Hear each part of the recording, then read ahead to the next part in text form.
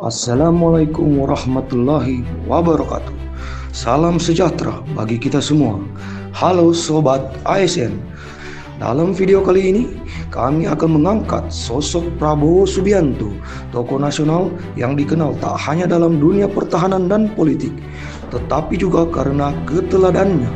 Lahir di Jakarta 17 Oktober 1951, Prabowo berasal dari keluarga terpandang dan dibesarkan dengan nilai nasionalisme dan kedisiplinan.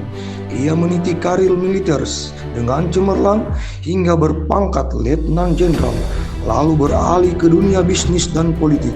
Setelah menjabat sebagai Menteri Pertahanan, ia terpilih sebagai Presiden RI ke-8 pada Pilpres 2024.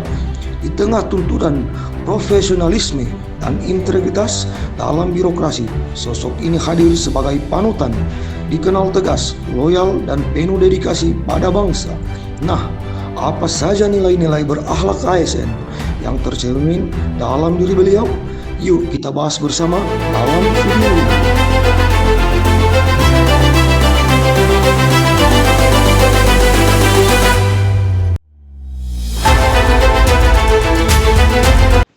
Tahukah kamu, salah satu program besar yang menjadi perhatian publik pada tahun 2024-2025 adalah program makan siang dan susu gratis.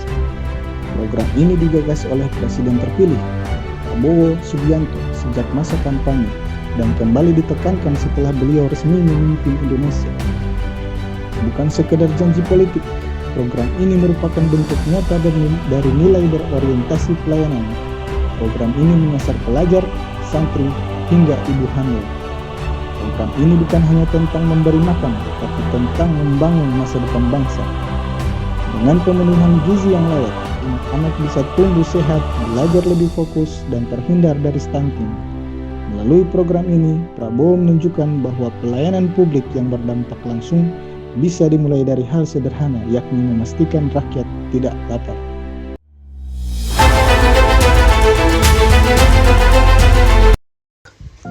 Salah satu contoh nyata dari nilai akuntabel yang bisa kita lihat dalam sosok Prabowo Subianto saat menjabat sebagai Menteri Pertahanan. Pada tahun 2022 hingga 2023, Prabowo memimpin proses pengadaan 42 unit jet tempur Rafale dari Prancis. Namun yang menarik, proses ini dilakukan secara terbuka dan transparan. Ia mengumumkan langsung ke publik terkait skema pembelian bertahap dan menjelaskan alasan strategis di balik keputusan itu, termasuk faktor kebutuhan pertahanan jangka panjang dan pertimbangan efisiensi ekonomi. Tak hanya kepada media, penjelasan resmi juga diberikan kepada DPR sebagai bentuk tanggung jawab dalam penggunaan anggaran negara. Inilah contoh konkret dari pemimpin yang tidak hanya mengambil keputusan besar, tapi juga berani terbuka dan bertanggung jawab atas pilihannya.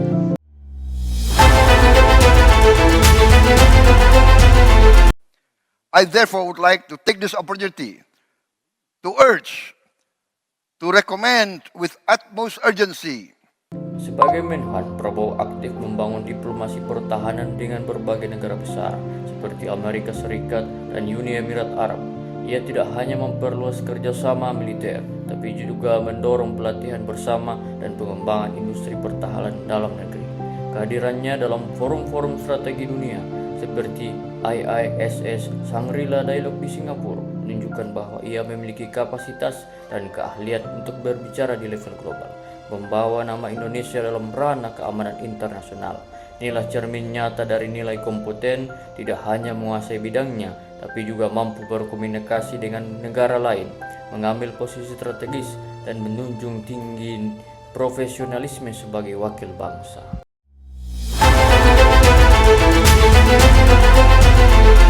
Ketua Umum Partai Gerindra Prabowo Subianto menemui Presiden Joko Widodo di Istana Negara hari ini. Prabowo mengaku diminta membantu Kabinet Presiden Jokowi di bidang pertahanan. Setelah sebelumnya menjadi rival politik, Prabowo justru menerima tawaran Presiden Jokowi untuk bergabung ke dalam kabinet sebagai Menteri Pertahanan. Sikap ini bukan hanya mengejutkan, tapi juga menjadi simbol kuat rekonsiliasi nasional. Ia menunjukkan bahwa kepentingan bangsa jauh lebih penting dibanding ego atau perbedaan pandangan politik. Inilah nilai harmonis yang sesungguhnya, mampu mengesampingkan perbedaan demi tujuan bersama. dan menjadikan kerjasama sebagai kekuatan dalam membangun negeri.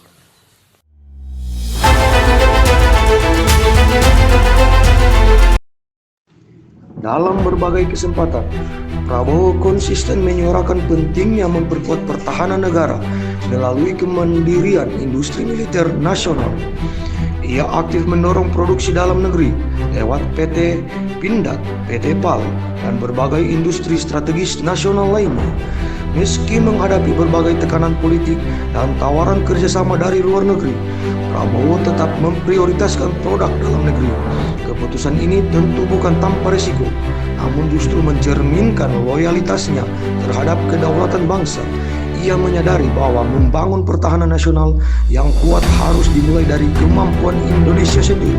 Melalui kebijakan tersebut, Prabowo menunjukkan bahwa loyalitas adalah berdiri teguh demi kepentingan nasional, meskipun banyak pihak berusaha menggoyahkan.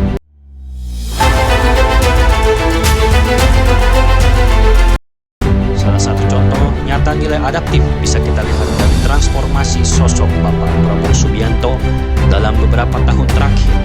Dulu dikenal sebagai tokoh yang tegas, tertutup, dan berjarak dengan publik. Kini Prabowo tampil lebih terbuka, hangat, dan aktif di media sosial. Melalui platform seperti Instagram dan TikTok, ia mulai membangun komunikasi yang lebih ringan, santai, dan dekat dengan generasi muda.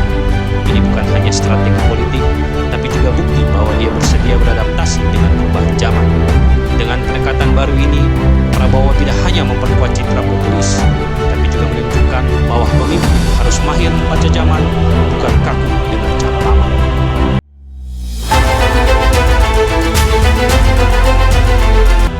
Saat menjabat sebagai Menteri Pertahanan, Prabowo tidak hanya bicara soal senjata, beliau juga turun langsung membangun lumbung pangan nasional.